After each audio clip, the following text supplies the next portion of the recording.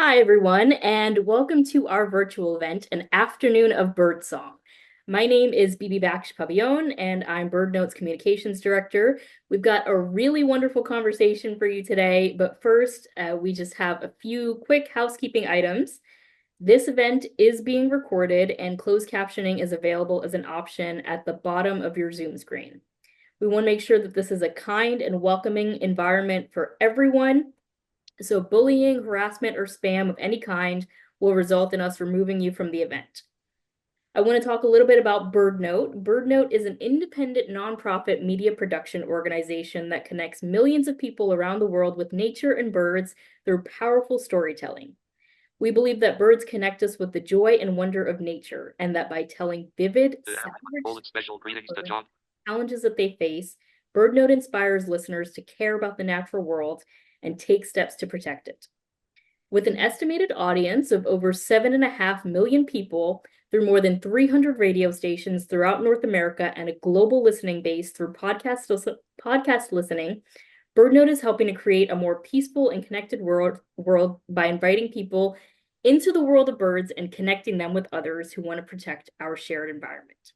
Our popular shows, including BirdNote Daily, BirdNote in Espanol, and Bring Birds Back, are free for everyone and available at birdnote.org and wherever you listen to your podcasts. And earlier this year, we launched our From Love to Action campaign to inspire 1 million people to take action to help birds by 2027. The campaign was inspired by the idea that when we love something, we feel moved to protect it, and that by taking little actions like planting native plants and installing nest boxes, we can all make a big difference. BirdNote, like I said, is an independent nonprofit organization, and that means we don't receive financial support from radio stations, advertising, or government grants. Our stories are free for everyone, including your local radio stations. And since we're primarily listener funded, the majority of the funds that we use to produce BirdNote shows and events like this one come from generous people like you who value BirdNote enough to contribute. This event is just a piece of what we offer, so if you appreciate the event and enjoy it, please consider donating at any amount that's meaningful to you at birdnote.org. And listen to our shows and learn more about BirdNote at birdnote.org. Now, I'd like to introduce Kat Fribley, Executive Director of Birdability. Kat's going to talk a little bit more about the organization and a little bit about Birdability Week. Kat? Thank you so much, Bibi. I am really grateful to be here. My name is Kat Fribley, and as you said, I'm the Executive Director of Birdability. I use she, her pronouns, and I am a fat, white, middle-aged, and multiply disabled queer femme with purple hair up in a very tall bun, wearing sparkly blue cat eye glasses and some blue dangly earrings today. Behind me, there are a slightly ridiculous amount of plants and a bright red wall in my home office. I'm grateful you all are here and part of this growing birdability community, working to introduce folks with access challenges to birding and to make birding accessible and inclusive. Birdability is a national not-for-profit that was founded in 2018. It's an organization by and for folks with disabilities. We became a nonprofit in 2021, and we've been working to share the joys of birding with people who have disabilities or access concerns, and to ensure that birding is accessible for everyone ever since. Birdability Week is a week-long celebration, and it's filled with virtual events designed to connect birders of all abilities, as well as an opportunity to share resources and ideas to help the birding community become accessible, inclusive, and welcoming. It draws inspiration and builds on other exclusive celebrations, such as inclusive celebrations, such as Latino Conservation Week, Let's Go Birding Together, and Black Birders Week. I cannot thank BirdNote enough for first of all, this, obviously, opportunity to be in space and community together, but also for the ways that they connect all of us using sound and connect us to birds. Thanks so much, Bibi. I'll turn it back to you. Yes, thank you so much, Kat. It is now my pleasure to introduce our moderator for today's event, Ariana Remmel. Ariana is a chemist turned journalist who is passionate about exploring the world through the lens of science and discovery. When they aren't digging into the latest research on molecules and microbes, Ariana is outside looking for life or birds near their home in Little Rock, Arkansas. Ariana is also one of the writers and narrators of BirdNote Daily, so their voice might be familiar to you. Ariana also loves telling stories that help people make sense of the world and feel inspired by the wonders of nature. Ariana? Thank you so much for that introduction, Bibby. Yeah, I know that some folks in the audience probably may recognize my voice, just maybe not in real time with all of the loud inflections that get edited out. Thank you. Thanks to our incredible audio team at BirdNote. So I'm really excited to be part of this panel today, partially because, birding by ear has become such an important part of my own practice as a birder. And I was sharing with the panelists before we got on that I remember the moment where I could hear my neighborhood mockingbird singing, and I could recognize not only that it was a mockingbird, but I'd gotten to the point where I could tell that mockingbird was imitating a white-eyed vireo or a tufted titmouse. And I think that, I'm really excited to talk with these panelists about all of the different ways that tuning in to the sounds that birds make can really expand our appreciation for the world around us. So without further ado, I'm going to introduce each of our panelists individually, starting with Juan Pablo Culasso. So Juan Pablo is a nature recordist, sound designer, and accessibility consultant based in Colombia. He's been recording nature sounds for over 20 years, capturing the sound heritage of different ecosystems and nature reserves for biodiversity conservation and environmental education. His passion for birds and the conservation of sound heritage has led him to participate in numerous projects supported by the World Wildlife Fund, the U.S. Agency for International Development, Awasi Foundation, the Guiara Paraguay, and many others. Next, we've got Donna Posont. Donna conducts an innovative program at the Environmental Interpretive Center at the University of Michigan-Dearborn called Birding by Ear and Beyond. Through a mix of classroom learning and field outings, this program helps blind people of all ages learn about birding and explore nature. And then we also have with us today Emily Groves. So Emily started learning bird sounds when she was 10, but of course she's always been interested in them.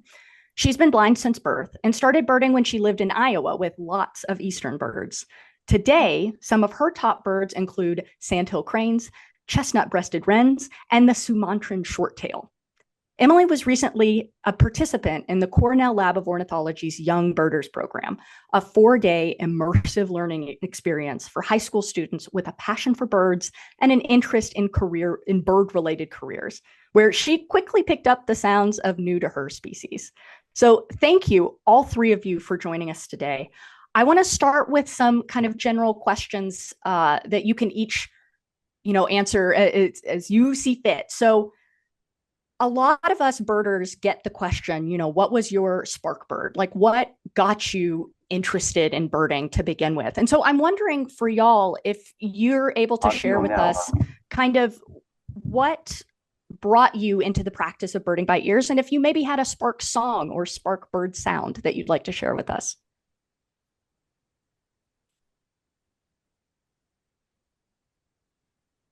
Ooh, and I suppose I should call on someone to start. Emily, would you like to start? Sure, I'll start. So I don't really specifically remember a ton of what I would call a spark bird or a spark song. I do remember From Lisa Sinky to all. Sorry about that.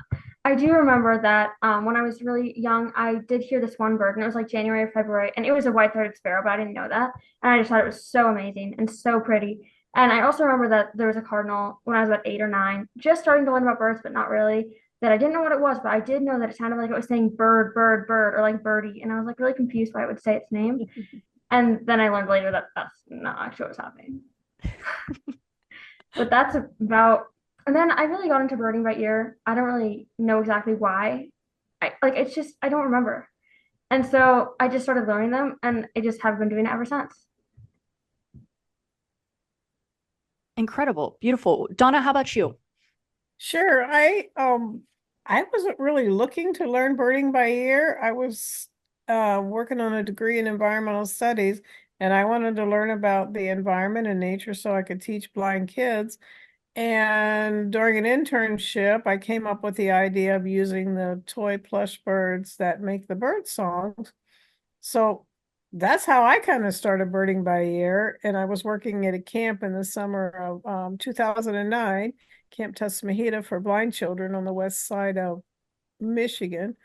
And if I had a spark bird, it would be when we would go down to the lake, there was always a red-winged blackbird perched up high, and I called him the sentinel of the lake, and he just seemed like he was always there. And to this day, that's my favorite bird. Mm. Yeah, what a beautiful sound they make too when they're Yeah. all in cacophony together. Mm-hmm. So Juan Pablo, how about you? Oh, are you muted? Oh, you are muted. Sorry. Maybe right now? Yep, I can hear you now. Okay, I'm sorry. Oh, When I you're was a good. child, my father used to play with me a memory gameplay with the Encarta Encyclopedia with a lot of bird sounds.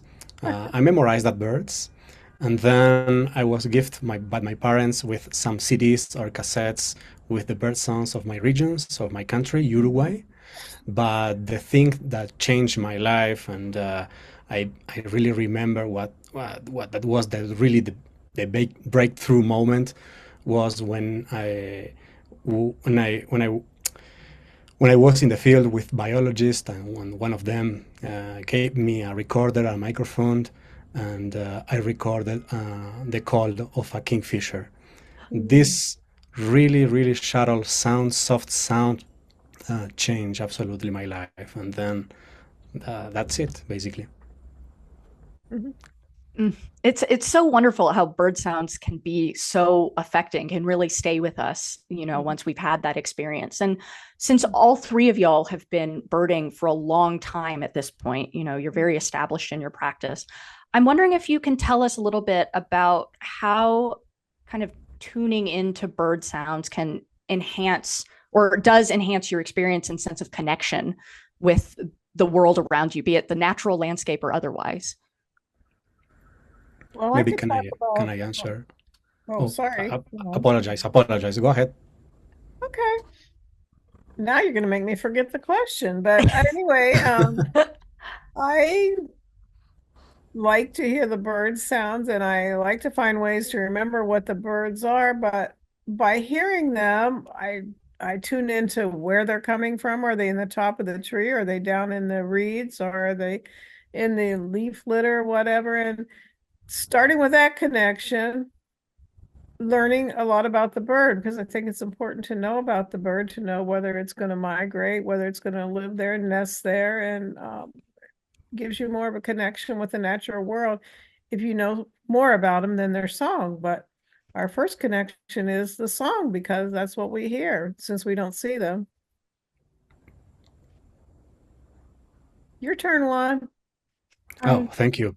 Well, um, the bird sounds is, in my opinion, is the most easy way to connect with the ecosystems or the habitats, right?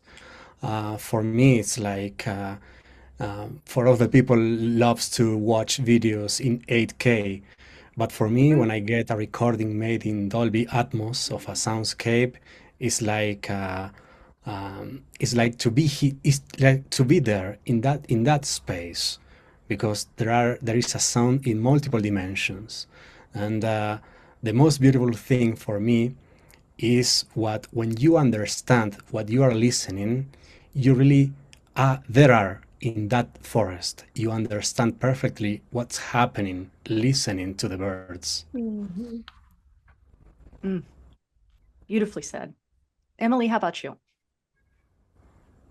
So the thing that I love the most about birds in general is I like the science part. I like to know what they're doing, what their behaviors are, what the functions of each of their sounds are. So like whenever I'm listening to birds or like a soundscape, I always am thinking about what the birds are doing. So like if there's a red-winged blackbird singing and it's a male song, then it's like that's a male and he's singing, defending territory, attracting mates. And then if a female responds, then you know that she's probably either on her nest or near her nest, because that's when they usually are duetting with the males and with their little rattly thing. And then if she does her like sharper one, that's like more of a cheer, cheer, then you know it's like a more of aggressive song. And then if you have an alarm call, then you know that there's maybe a hawk or some other perceived danger around, maybe you, and etc. And it goes on and on. But I think that's so interesting. I always like to learn as many of the repertoire of each species as possible.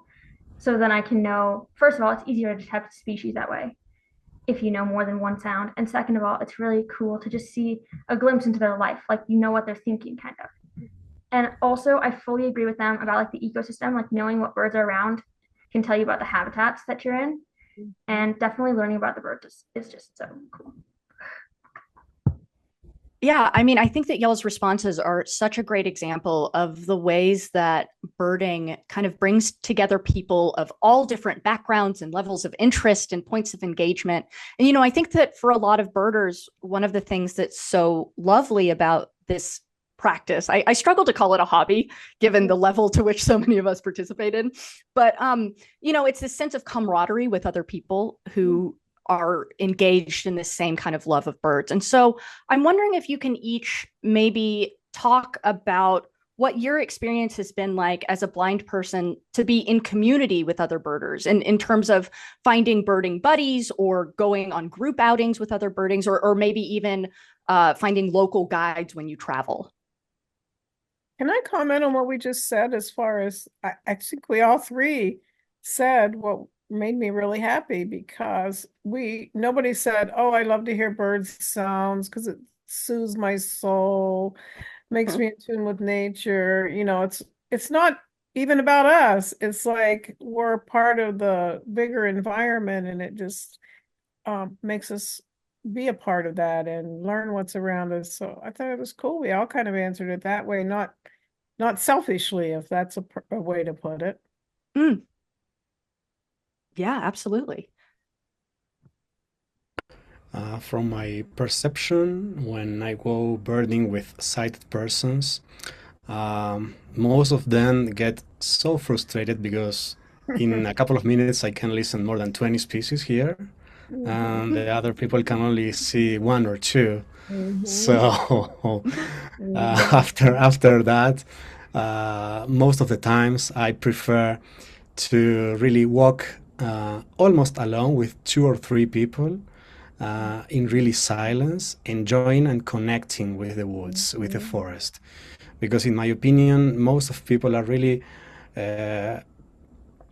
getting in, I don't know if it is the correct expression in English, are getting imprisoned by their eyes, and at the end of the way, don't enjoy really the connection with nature, doesn't get really aware or doesn't get don't get really happy just to listen and to enjoy that music.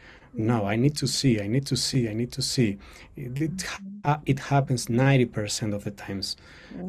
In a group of maybe 10 to 15 people, 1 or 2 have the sensibility to try to connect with the ears and try to transcend to jump away from the sight part of the equation and go ahead to connect, really make a good connection with nature, enjoying the sounds and other interactions with birds and nature.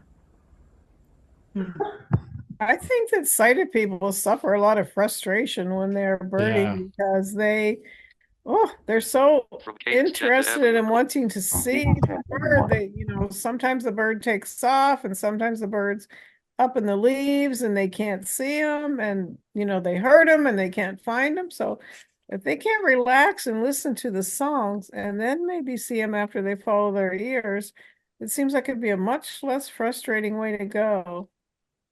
So sometimes I think, well, just relax and listen. And you'll find a lot more than just chasing after something with your binoculars. Mm.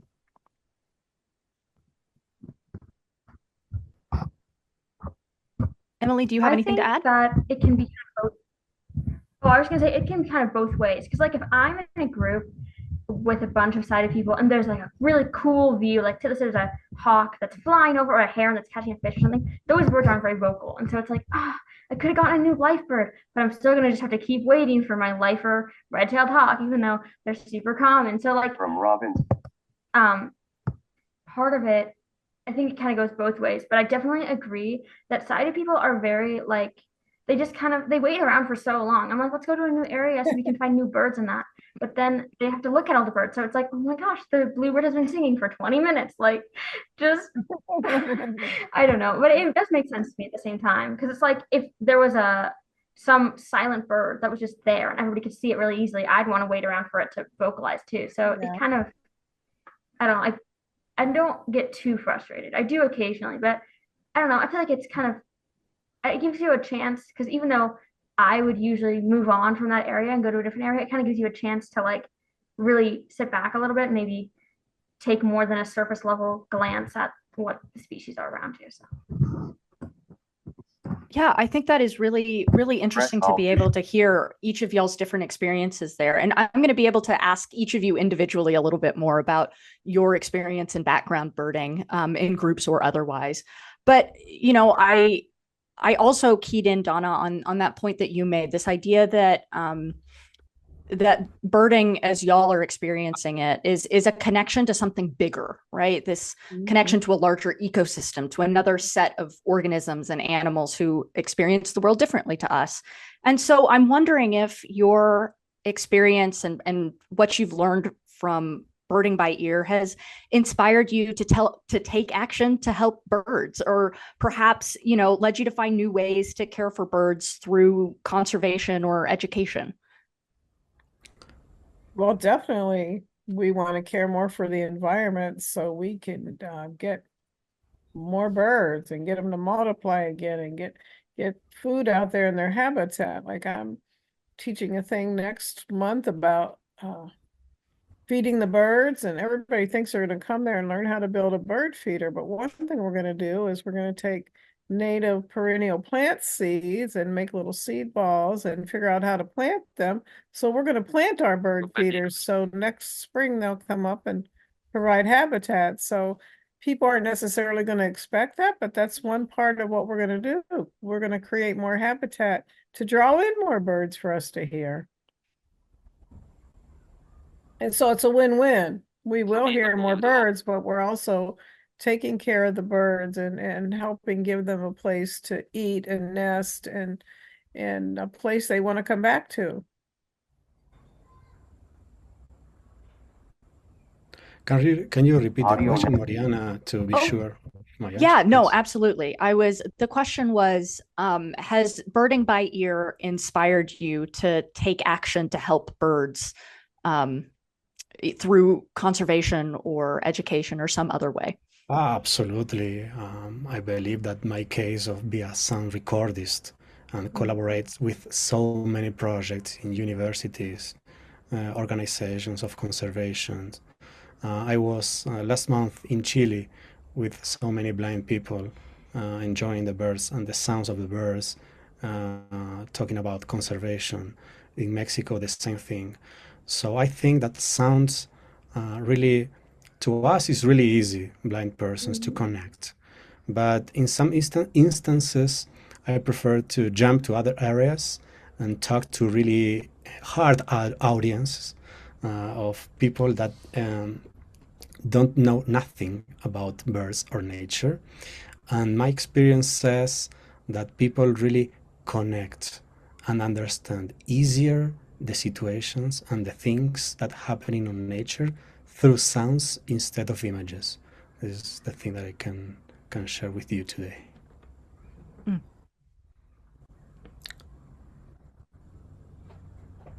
Emily, how about you? Audio now. sorry about that. I just was trying to unmute because everyone was asking us to mute while we're not talking, so I was trying to do that. So I don't really live in an area where there's a lot of robust ways to really help birds. I mean, like we have bird feeders and that, but I mean, I also can't control, what my parents decide to do with their house and whether they want to plant native plants and that. And I don't live in an area that's, big enough to really have places to volunteer and do things like that. So I mostly haven't done a lot just because of that. But I did, for a couple months at the library, I taught some basic birding classes, but it was really hard because I don't have any sight. So I'm like trying to tell people how to identify these birds. And it's like, I don't know how to identify these birds. Just listen to them or something. Excellent. Well, those were the first set of questions. What we're going to do right now is listen to a BirdNote Daily episode that I think is really lovely, that kind of speaks to some of the points that we've talked about. And then when we come back, I'll have a set of questions specifically for Emily. Amy in the started screen share.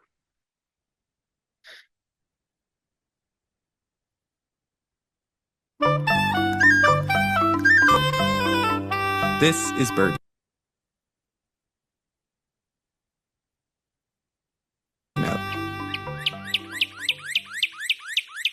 April is Poetry Month in the US, and we're sharing some of our favorite poems about our feathered friends. Poet Emily K. Michael is a birder, but because she's blind, she experiences birds through their songs and their calls. Her poem, Trading Threes, focuses on an everyday experience, taking her dog out and listening to northern cardinals. We would go out at night just to relieve the dog, totally unromantic experience. And, you know, he's doing what he needs to do. And I remember standing on my front lawn and hearing 3 cardinals calling to each other and realizing that by using where they were, I could sort of map the terrain in front of me. And that just felt so cool. Trading Threes. Step out onto the lawn at dusk, dog leash loose like reins in your fingers. Over the quiet jingle of collar, cardinal voices cross the yard. Crisp patterns of 2 notes clinking from separate trees, the cardinals stretch the E to oo. A line with 2 repeats. The near bird calls, gets an answer some way down the street. A second response further away, then back to the first, touch of overlap.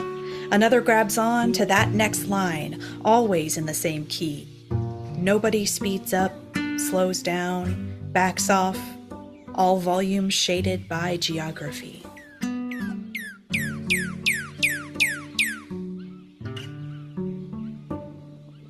Many of Emily's poems look deeply at everyday experiences, taking joy and delight in the most unexpected of places.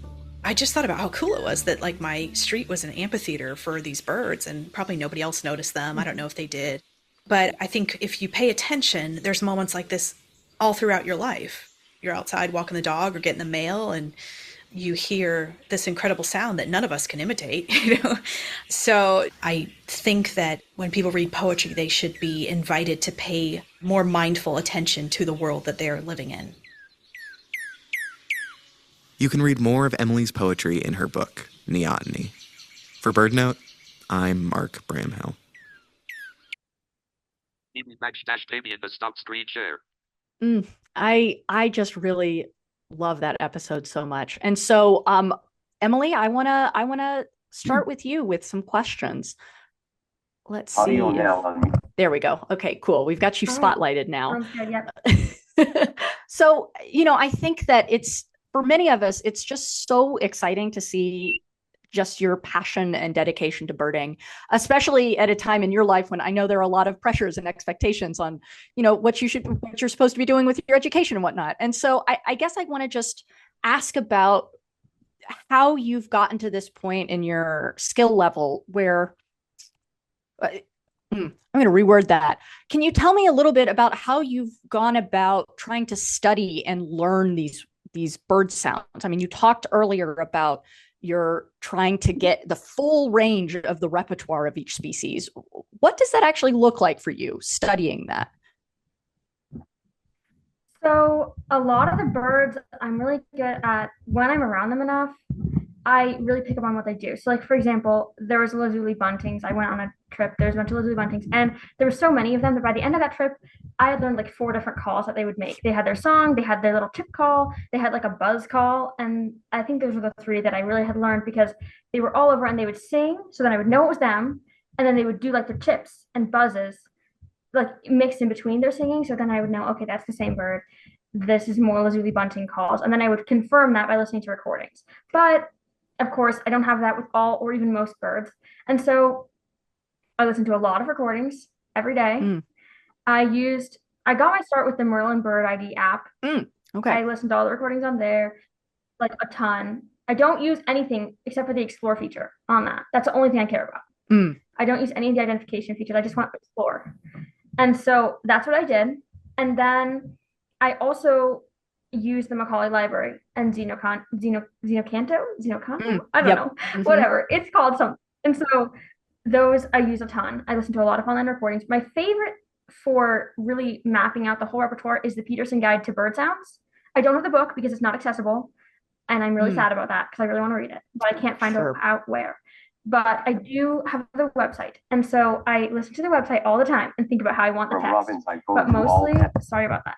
But mostly, I just really like it because it outlines at least the known repertoire that we have recordings for that are accessible of basically all the birds in North America, and obviously not all of them. I think there is like 500 or 600 birds. I don't know how many exactly, but most. So it's that's what those are kind of the things I use a lot. Yeah, so it sounds like you've kind of. Oh, I am so sorry. I don't mean to continue to interrupt you. I just was hearing from what you were saying that you've been able to find a combination of different kind of resources. It sounds like you've used some different apps, you've had books, but a lot of it sounds like it really is going out and actively learning in the field, trying to listen to the birds in real time and learn what you can while they're near you. Does that sound right? Yes, for sure, but also no, because so I definitely got into the field and that's a ton of learning. But for most, like for sounds like chip and flight calls that are really subtle, I have to be out in the field to really grasp them. But for most other sounds that are like big or long or obvious, I basically have them down pat before I even go into the field. Then I go into the field, I hear the sound, I know exactly what it is because I've listened to so many recordings of different variations. And then I'm really good at that part. And then I really get into like, I don't know, I just think the whole variation part is fascinating. So then it gives me room, now that I'm really confident in the bird sounds of the louder, more obvious bird sounds, then it gives me room to first learn the more subtle ones, and second, really think about the behaviors that are going on. Were there any of those bird songs or bird sounds rather that were particularly challenging for you to learn on the onset? For the really subtle calls, chips are hard, but flight calls are even harder. I still haven't figured them out. I'm still in that process. And also we don't get a lot of nocturnal flight calls in my area either. So but those are hard. And then also like warblers are notoriously hard, but in the West we don't have very many of those. So I don't have that problem too much. But I will when I go to New York. Oh, yeah, absolutely. Incredible. So given that you've been listening to so many different recordings to kind of prepare for going out in the field, are there any birds that you've been studying that you're really excited to go experience for the first time, and maybe add to your life list? So there's definitely a lot. I could go forever, but my most like wanted birds are a lot of those tropical. I really like the female song and duets. I think those are so cool. So like From James. I always want to go hear all those duetting wrens. From Catherine. And all of those duetting like cisticolas in Africa, also those, and like whipbirds in Australia, and on and on. And my other one that I just love so much is the Sumatran shortwing. It has the most lovely song. You can look it up on eBird. The first song recording, it's so nice. It's like a little tinkling, and it just like increases in speed, and then it just like stops. It's so cool. So you should all go and listen to that after this, so that you can understand how amazing it is. Yeah, I mean, I can hear your excitement very, very clearly about how cool it is to listen and learn about these songs. As a young birder, how has birdsong learning to bird by ear impacted your own kind of personal growth and maybe aspirations for the future? So From Martha. For my personal growth, I don't know that it's really it's for sure helped me get me into new experiences. I've met a lot of new people. I've done a lot of new things because of birding. as far as aspirations for the future, I really want to be a ornithologist, but I don't know how realistic that is. And so I have secondary options planned out, but I will for sure always be a birder. And I definitely do want to go study them in the field, but that is kind of a tricky thing. It has also helped me because I'm not very like people have a hard time with blindness. They don't really like to talk to blind people. I mean, this might get better as an adult, but at least in high school, people are very uncomfortable with blindness. And so they just kind of avoid you. And so that's kind of helped me with that because instead of being sad that I have no friends, I can be like, but these cool birds are cool. And I don't have to think about that. Well, I mean, it sounds like this experience that you had in the Young Birders program did connect you with other folks who are just as excited about the lives of birds as you are. Did you find that to be, an important part of your development in birding? For sure. I mean, that wasn't too long ago. Like that was like I think 4 months ago that I went to there, maybe 5 months. So a whole that lifetime. was very new, and it definitely did impact me because I went there and I hadn't really had good social like people didn't really like me that like I guess they just kind of avoid me and all that. So that was amazing because nobody did that at the Young Birder program. I was kind of able to like prove my salt to people and be like, look, I'm amazing at birding. Now we should be friends. And it was just so fun and social, and that was amazing. And then of course I met so many people in the career aspect of that too. And that it was just so impactful and really increased even my drive for birding and birds in general. Wow, that is really beautiful and heartening to hear. Thank you so much for sharing about your experience with that. And that actually puts me to a nice segue to go and talk to Donna about her program that she runs with the University of Michigan-Dearborn. So if we can do our little spotlight swapty swap. Okay, here we are. And now Donna, you are in the spotlight.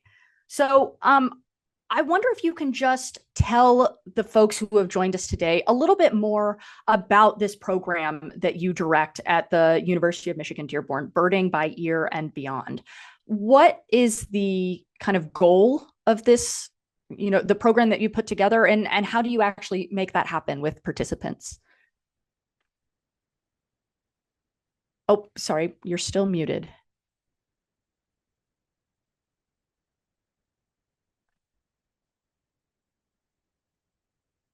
Uh-oh. Let me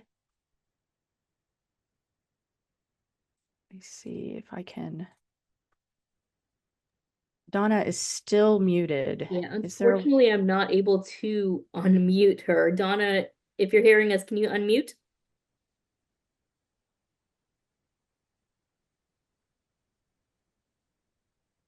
I think she's looking for it. All the audio. There we go. There we go. There we go. I'm so sorry about that. Yes, Yeah, we've got you now. Muted me. I don't think I did myself. But anyway, I didn't know I was muted, so I shall start over. Yes, please. I apologize for that. No, okay. Of course, first of all, I, learned to identify birds by sound, and then, it expanded into their habitat and their life history. And I started out with having students that were blind or their family and friends who wanted to come with them. So everything in the class, anybody's welcome to come, but we don't do anything by sight. You're not going to see me showing a PowerPoint or holding up a chart or anything like that. Everything we do in class is as if everyone is blind. So it's accessible. And that's something, as Emily probably knows, you don't always experience in school or, when in a birding group. Everything is based on sight. So we dial that down and we use our other senses to learn about birding. And the beyond part is where it extends into trees and insects and flowers and frogs and what kind of habitat, or why is a Baltimore Oriole making its nest in that oak tree? What about a maple tree makes somebody want to nest there, or certain kind of insects there, attract certain kind of birds there? So of course it's all woven together in ecology. But for me, it's not about the birds, if that sounds silly enough to be a birder, but it is by learning about the birds and the environment and gaining confidence as blind people to know that these students can go take on whatever project they want to be. They can be whatever they want to be in life. For example, Emily can be an ornithologist, and I hope she'll come to know that she can be an ornithologist if that's what she wants to be. But I think by participating in the program, people gain confidence and gives more strength and encouragement to go on and be successful in life and learn to live as a blind person and know that, there's nothing wrong with us. We just do things a different way. Fair. That's such a cool perspective to hear about the way that you can structure this curriculum as an avenue to help the participants along their journey in whatever kind of direction they choose to take afterwards.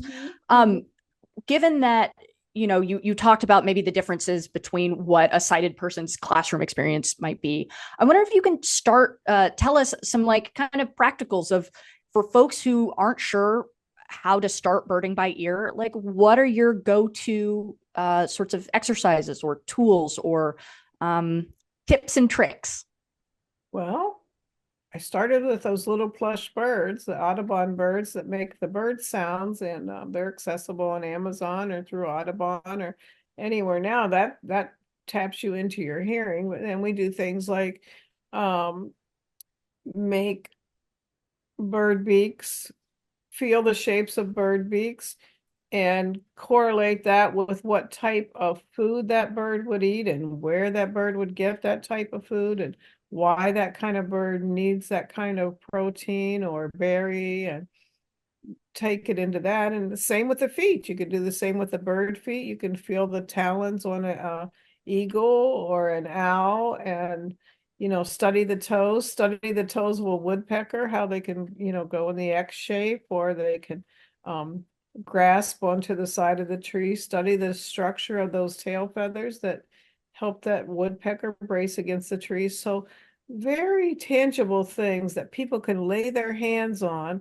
And once they learn things by using different senses other than sight, believe it or not, it sticks in your brain better because you've engaged more than just your sight sense, and it makes it stay in your brain longer. I don't know why, but that's how it works.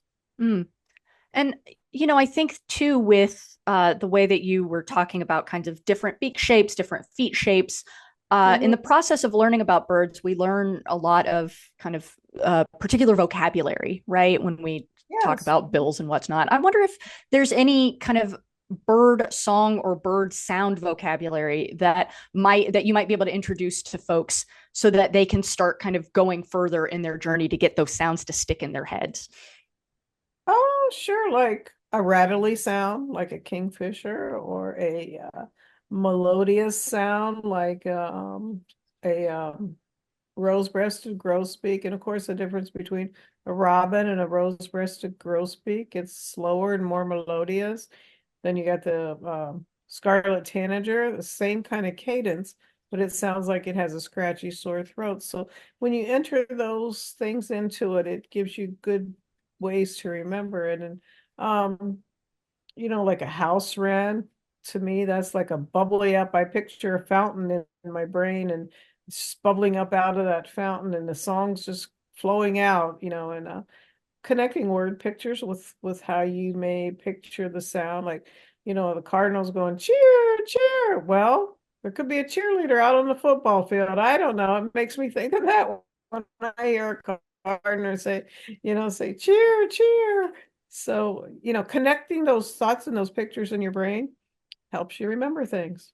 And so Emily, we heard earlier, introduced some of the apps and other kinds of, CDs that people can listen to, Merlin Bird ID. Are there any other resources that you would suggest for folks to get on their phones or to, look for at their local library, perhaps?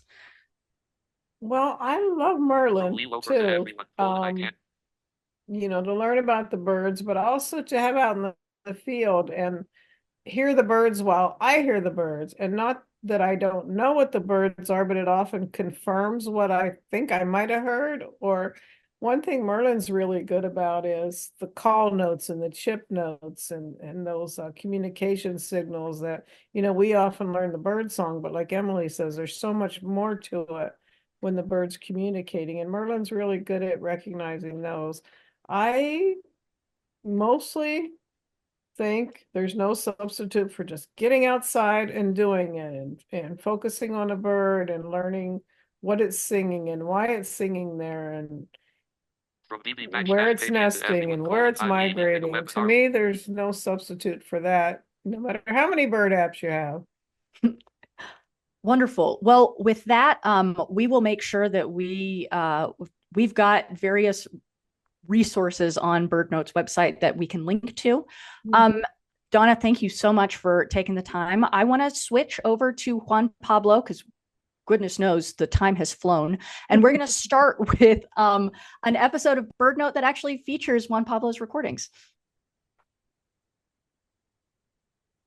Avian has started screen share. This is BirdNote. Juan Pablo Culasso is a nature recordist based in Colombia. Here he describes how he uses a parabolic microphone to record a singing bird. Juan Pablo is blind, so he uses his hearing to pinpoint a small bird in dense vegetation. I walk in without my headphones. I try to locate the sound with my ears. When I located that, I ask for my guide. The first question is really 100% dense, or there is a way to pass this row of trees to get closer to the source of the sound? And then they said, yeah, you can walk 3 steps to the right and you can go inside and get a different perspective. And then I put my headphones.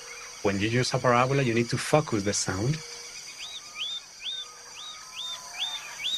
When the sound is focused, the volume of the sound really increases in the headphones, and you can get really sure that that sound is really 100% focused, and you can record that. In some situations, you need to target the parabola to the branch instead of the bird, because the sound is bouncing on that branch and is focused better than if you are going to target the bird. Here's some of Juan Pablo's recordings on our website, birdnote.org. I'm Michael Stein.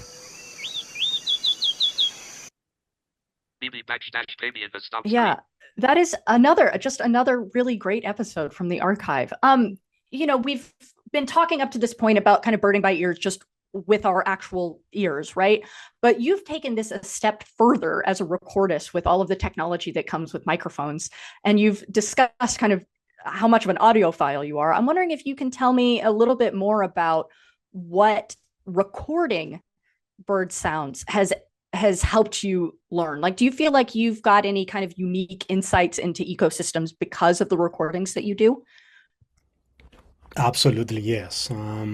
Because I can listen after that recording and analyze second by second and understand better what I'm recording, what's around me. Because when you are there, you press the rec button and try to listen what's coming to the microphone. You don't listen what it is around. When I replay the recording after in my studio, I discover a lot of things around the recording. So it's so really surprised that I tell for myself, wow, what are amazing things was singing around me. But I didn't get aware because I was only aware of the thing that I'm focusing on that time. So yeah, a lot. Absolutely. Well, one of the things that you talk about a lot in your work is sound heritage. And I imagine that might be a new term for a lot of the folks who are tuning in. Can you tell me a little bit more about what sound heritage is to you and why it's so important to capture and record that? Absolutely. For the audience, they need to understand that for 100 photographers, there are only one person that records nature professionally. So one of the most beautiful things that we are losing as a species in this planet are sound. For that reason, I call the soundscapes that are recording as sound heritage, because so many of that recordings that I did in the past, sadly, you cannot listen to them on nature anymore because of the change of habitats. So this is so sad because, we are losing a beautiful treasure that most of the people are not aware of that. And there are a few people recording that in a good way.